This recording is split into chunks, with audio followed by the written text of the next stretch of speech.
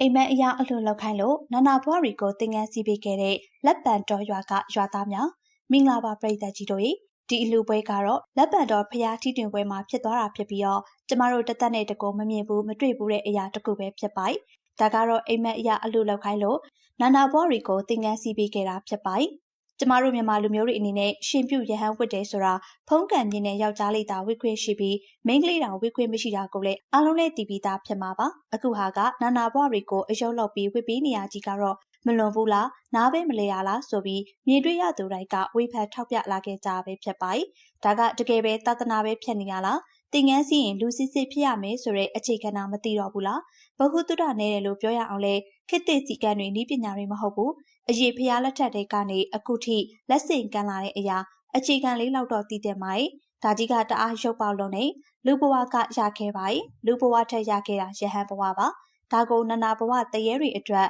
အတတ်မဲ့တဲ့ရုပ်ထုတွေကိုသင်ငန်းစည်းပြီးတာကြတော့တကယ်ကိုနားမလည်နိုင်အောင်ပါပဲလူစစ်စစ်မဟုတ်ရင်သင်ငန်းဝတ်ပေးလို့မှမရတာလူစစ်စစ်တောင်သတ်မှတ်ထားတဲ့ဝီနီးစည်းကမ်းချက်တွေညီမှဝတ်လို့ရတာကိုဘလို့တွေလုပ်ခဲ့ကြတာလဲဆိုပြီးပြောဆိုနေခဲ့ကြတာဖြစ်ပါတယ်ဥပတမန္တကန်ဆောင်ရဟန်းခံနေဆိုတာလူသားစင်စစ်ဖြစ်ရင်ရဟန်းဖြစ်ဖို့ရာခံဖို့ရာမလဲကူပါဘူးတိမ်ဝင်တဲ့အခါအနုကဟဆရာတော်များကမေးရပါ යි တိတ်လူသားစစ်စစ်ဖြစ်ရလားနှိမ့်မင်းမဝင်တဲ့ဘဝကလွတ်ရလား3သက်ဆိုင်ရာခွင့်ပြုချက်ရရလားဆိုပြီးမိခုနေအများကြီးမေးပါ යි တကယ်စစ်စစ်အချက်ညီမှ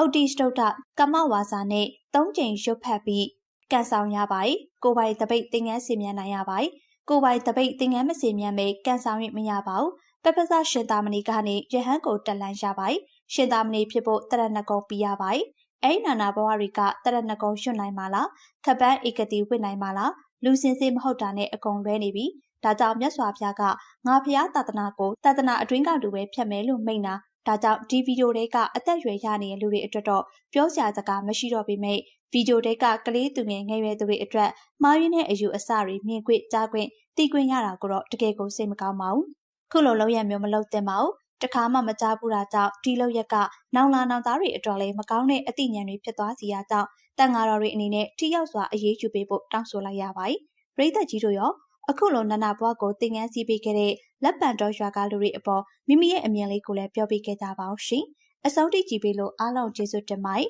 နောက်ထပ်ဗီဒီယိုလေးမှာပြန်တွေ့ကြပါမယ်ရှင်